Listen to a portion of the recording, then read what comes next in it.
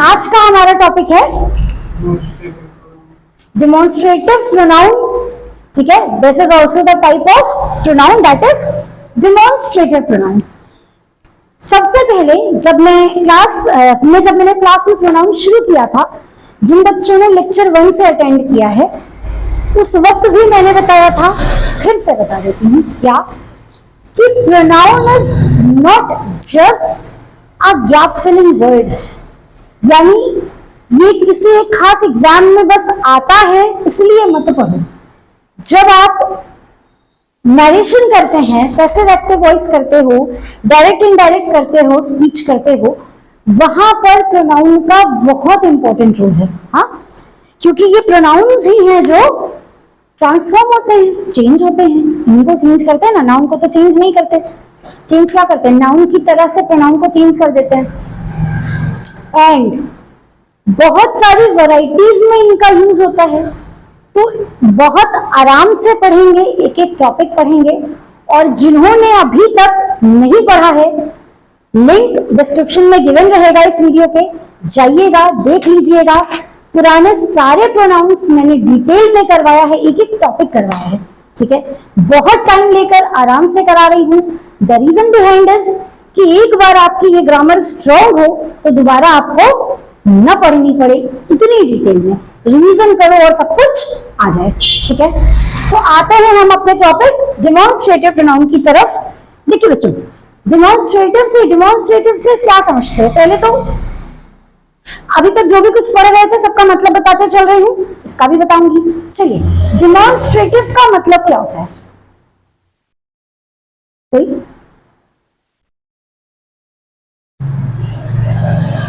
Demo एक शब्द सुना है आपने? डेमो शब्द सुना है? कोई नया टीचर आता है स्कूल में, कहते ना यार डेमो लेंगे, प्रस्तुति। ठीक है, मतलब वो एक डेमो देगा, आप उसको देखकर उसका आकलन करेंगे या टीचर उसका मूल्यांकन करेगा कि वो कितने पानी में है। हाँ, कोई नई चीज आती है मार्केट में, कोई नया ऑब्जेक्ट आया, प्रोडक्ट आया, तो आपको सेल्समैन उसका डेमो दिखाता है। हाँ, कि कैसे ये वर्क करेगा, क्या फंक्शंस हैं, क्या फीचर्स हैं। वो जो डेमो शब्द है वो इसी डेमोन्स्ट्रेशन से बना है। किससे बना है? अब जब डेमोन्स्ट्रेशन को प्रोनाउन की तरह यूज किया गया तो ये क्या हो गया? डेमोन्स्ट्रेटिव। क्लियर है यहां तक? All set? सब कुछ क्लियर? आगे बढ़े। अब देखिए, जैसे डेमोन्स्ट्रेशन या डेमो का मतलब होता है किसी चीज को प्रदर्शित करना, मूल्यांकित करना या बताना, उसी तरह डेमोन्स्ट्रेटिव प्रोनाउन का भी मतलब होता है किसी चीज को, किसी वस्तु विशेष को, जगह विशेष को, वो नाउन के लिए यूज किया जा रहा है, उसे इंगित करना, उसे पॉइंट करना। ठीक है, अभी जब मैं इसके एग्जांपल्स लिखूंगी ना तो आपके दिमाग में तुरंत फ्लैशबैक करेगा। डेमोन्स्ट्रेटिव प्रोनाउन के जो वर्ड्स होते हैं, जो इसमें आता है, डेफिनेशन के पहले देखो कौन कौन से वर्ड्स होते हैं।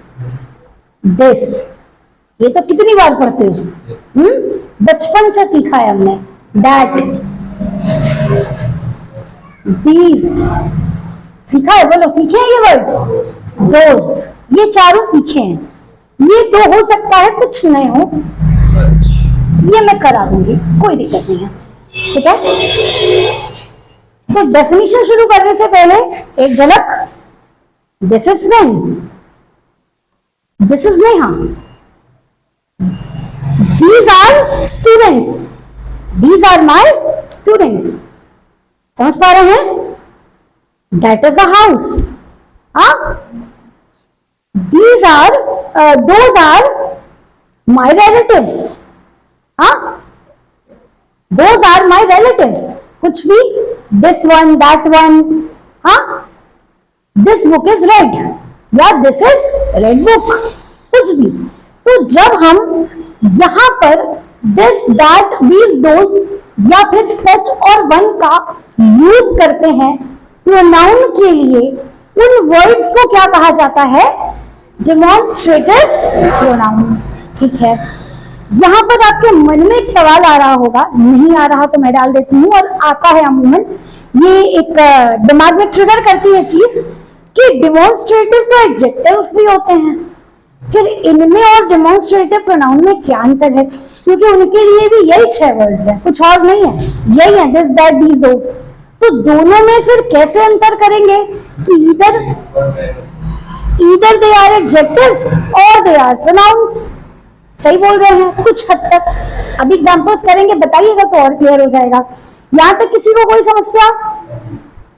तो पहले लिखेंगे हम डेमोन्स्ट्रेटिव प्रोनाउन की डेफिनेशन। लिखिए, इसे नोट डाउन कर लीजिए। Demonstrative pronoun is the word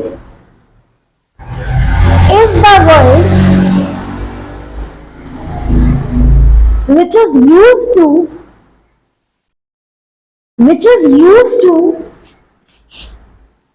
refer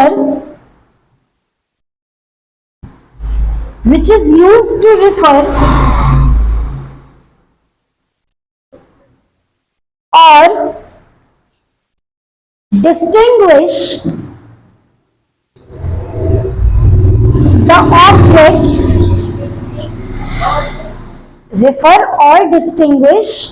the objects from the other,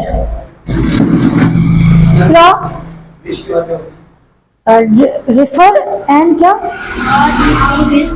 Distinguish the objects from the other। बेटा ये उठा दो थोड़ा, अच्छा रहने दो, उधर रख दो बस। From the other,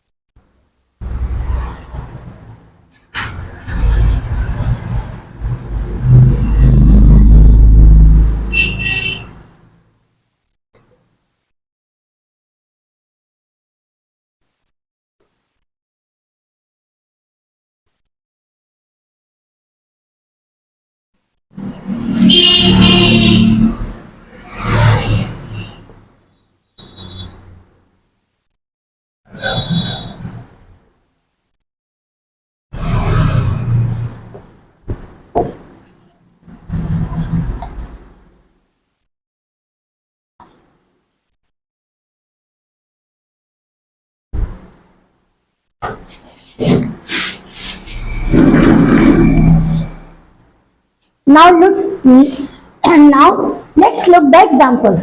देखिए यहाँ पर क्या, this is my book, ये मेरी किताब है, ठीक है। यहाँ पर ये जो this है, ये आपकी किताब को बाकी किताबों से क्या कर रहा है? अलग कर रहा है। मान लीजिए ढेर सारी किताब रखी है, तभी ना आप कहेंगे कि ये मेरी किताब है, ठीक है। तो ढेर सारी किताबों में से, यानी ये जो आपका ऑब्जेक्ट है, इस ढेर सारे ऑब्जेक्ट से ये दिस क्या कर रहा है? सेपरेट करना है। दूसरा सेंटेंस करते हैं, दिस इज माई पेन या that is my pen. That, अब यहां तो मेरे हाथ में है तो मैं दिस ही बोल रही थी।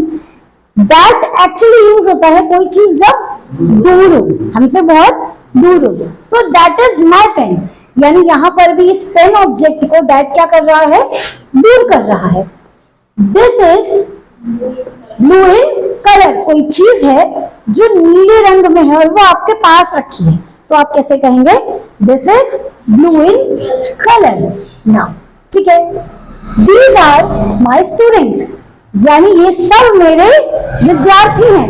तो यहाँ पर स्टूडेंट्स के लिए दीज का यूज हुआ है, ठीक है। अच्छा एक बात बताओ, एक और पढ़ा लू तब, ठीक है।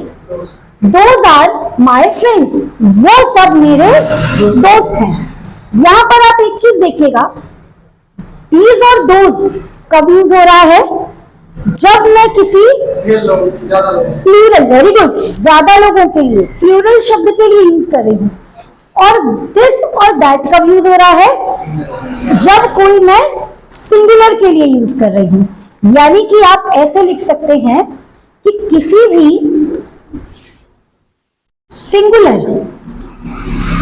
के लिए क्या यूज करते हो? दिस और दैट। प्लूरल के लिए क्या यूज करते हो? दीज और दोज, ठीक है। लेकिन अगर मैं ये चार्ट होता तो singular plural this that these those, ये दिस और दीज यूज होता है नियर ऑब्जेक्ट्स के लिए। यानी जब कोई वस्तु आपके पास है, दोस्त, ओहो, दोज और दीज यूज होता है जब कोई चीज हमसे दूर होती है। तो यहां तक क्लियर है? ये सिंगुलर, प्लूरल, नियर, फार, ये ऐसे ही बना लो चार्ट, याद रह जाएगा ये चार्ट। ये वाला चार्ट ऐसे ही ड्रॉ कर लो, ये आपको याद रह जाएगा। और ये एग्जांपल्स भी ऐसे ही लिख लो।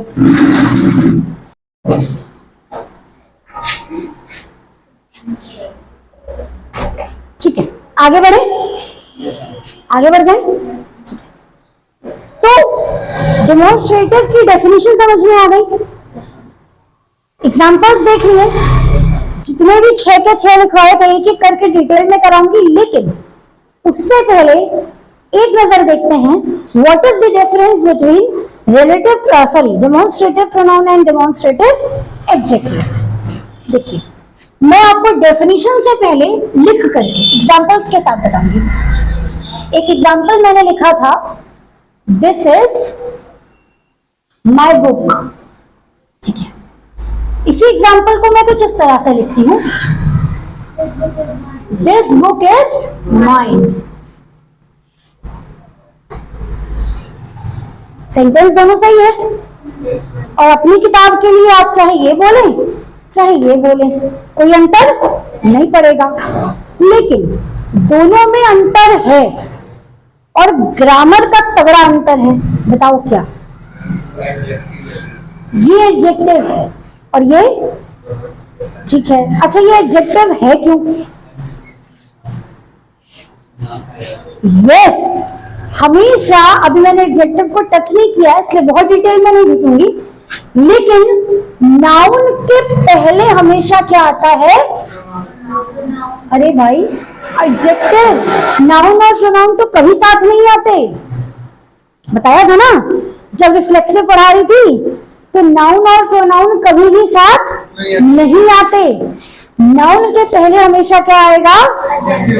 वर्ब वगैरह तो आती है, लेकिन यहाँ पर हम एडजेक्टिव या प्रोनाउन की बात कर रहे थे, तो प्रोनाउन तो आएगा नहीं। यानी कि क्या आएगा? एडजेक्टिव। यानी ये सेंटेंस या ये दिस किसकी तरह यूज हो रहा है? डेमोन्स्ट्रेटिव एडजेक्टिव की तरह है वही दिस, इसका मतलब भी यह है, ठीक है। लेकिन इस यह का मतलब जो है, ये यहाँ पर एडजेक्टिव की तरह यूज हो रहा है। और यहाँ पर किसकी तरह यूज हो रहा है? प्रोनाउन की जगह। इसकी जगह, क्योंकि वर्ब के पहले या हेल्पिंग वर्ब के पहले हमेशा कौन आता है? प्रोनाउन, नाउन या प्रोनाउन। This is adjective. याद रहेगा? कोई दिक्कत? यानी कि जब आप सेंटेंस लिखते हैं तो दिस, दैट, दीज या दोस, ये सारे के सारे वर्ब के बाद, let me right, this, that, these या फिर दोज, इन चारों के बाद अगर हेल्पिंग वर्ब या वर्ब आती है, ठीक है, वैसे तो हेल्पिंग वर्ब आती है, तो ये सभी क्या होते हैं? क्या होते हैं? Pronoun, demonstrative pronoun. और अगर दिस, दैट, दीज या फिर दोज, इनके बाद सीधा क्या आ जाता है? नाउन। तो ये क्या हो जाते हैं? Demonstrative adjective. आई गेस यहां तक सभी को क्लियर हो गया? कोई दिक्कत? ये अंतर भी याद रहेगा। और अगर आप इन शब्दों की हिंदी की बात करें तो दिस का मतलब यह, दैट का मतलब, दीज का मतलब ये सब या ये, दोज का मतलब वे। तो वे सब नहीं बोलते हैं, हम वे बोलते हैं। मैंने आपको पहले भी बताया था, परसों क्लास में मैंने डिस्कस किया था कि I am going to plan, I am going to giving you a huge surprise, जिसे आपको मेरे YouTube चैनल पर जाकर देखना पड़ेगा। लेकिन यकीन मानो, देखने के बाद और वैसा करने के बाद अगर आप दिल से 50% भी चाहते होंगे कि मुझे थोड़ी इंग्लिश आ जाए, बोलना पढ़ना लिखना, तो आ जाएगी, इस बात की गारंटी मेरी। ठीक है? तो I am going to launch a series, maybe next week से आपको एपिसोड्स मिलने लगेंगे यूट्यूब पर। तो अभी वो चल रहा है इसका काम। ठीक है? तो वो आपको क्लास में नहीं पढ़ाया जाएगा, आपको उसको यूट्यूब तक जाकर विजिट करना पड़ेगा, क्योंकि वो आपके टॉपिक का सब्जेक्ट नहीं है, आपका घंटा बर्बाद होगा। तो जो इंटरेस्टेड होंगे वो जाकर देख सकते हैं, नहीं होंगे तो कोई जबरदस्ती नहीं है। ठीक है? तो वहां पर मैंने एक बहुत अच्छी चीज बोली भी है, और मैं ये चीज क्लास में भी कहती हूँ कि try to think in English. If you want to become a good speaker, good learner, then try to think in English. Don't need to translate each and everything, because English is a different language and Hindi is a different language. Don't try to mix each and every time both the languages. Hindi की अपनी खूबसूरती है, English की अपनी खूबसूरती है। उस दिन मैंने शायद क्लास में बताया था, इंग्लिश के पास 26 लेटर, हिंदी के पास 52 लेटर। कहाँ बैठेगा तालमेल? हर शब्द कब तक ट्रांसलेट करोगे? ठीक है? अच्छा सब है, जरूरी सब है, तो इंग्लिश को इंग्लिश की तरह सीखो, हिंदी को हिंदी की तरह सीखो। जिस दिन आपने अपने दिमाग को ऐसा ट्रेन कर दिया, इंग्लिश फटाफट समझ में आएगी। समझ में आ रहा है? चलिए फिलहाल इस बात से आगे बढ़ते हैं। तो I guess demonstrative adjective and adjective and pronoun, दोनों के बीच में अंतर क्लियर हो गया होगा। अब एक एक करके यहां से हम एक एक शब्द के बारे में डिटेल में पढ़ते हैं। तो सबसे पहला टॉपिक क्या है हमारा? This. Your next heading is this. This के बारे में हम डिटेल में पढ़ेंगे। कैसे? As a pronoun. जो जरूरी बात है कि आपको एडजेक्टिव की तरह नहीं पढ़ाया जा रहा है। दिस कैसा पढ़ा रही हूं मैं? As a pronoun. चलिए एक एक करके दिस के बारे में लिखते हैं। सबसे पहली चीज, दिस कैसे यूज होता है? नियर थिंग्स के लिए। हाँ, नियर थिंग्स के लिए। और कैसे यूज होता है? सिंगुलर ऑब्जेक्ट्स के लिए। किस लिए यूज होता है? To show the relation, reference, या फिर डिस्टिंग्विशन।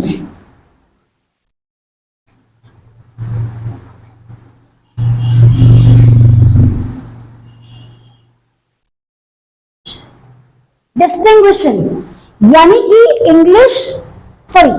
दिस यूज होता है नियर वाली, पास वाली चीजों के लिए, सिंगुलर एक वचन के लिए, रिलेशन किसी से किसी का रिश्ता बताना हो, this is my father, this is my mother, हाँ, दिस इज माई स्टूडेंट, आप रिलेशन भी तो बता रहे हो। या फिर किसी चीज के रेफरेंस के लिए this is my office, this is my work place, this is my hobby. Reference के लिए या फिर किसी चीज को डिस्टिंग्विश करने के लिए, among all of the book, this is my book, या this is my book, ठीक है। among those, या अभी तो this की बात हो रही है, among all, this is my student, among all of you, this is my student। यानी जब आप किसी को कुछ अंतर करके उसको कोई विशेष तरह से बताना चाहते हो, या फिर उसको रेफरेंस देना चाहते हो, या फिर उसका रिश्ता बताना चाहते हो, उस केस में आप क्या यूज करते हैं, दिस का यूज करते हैं। यहां तक क्लियर होता है? 2-3 एग्जांपल्स, अभी तो मैंने बहुत सारे एग्जांपल्स बोल दिए, तो क्या अपने मन से 2-4 एग्जांपल्स बताएंगे फटाफट से?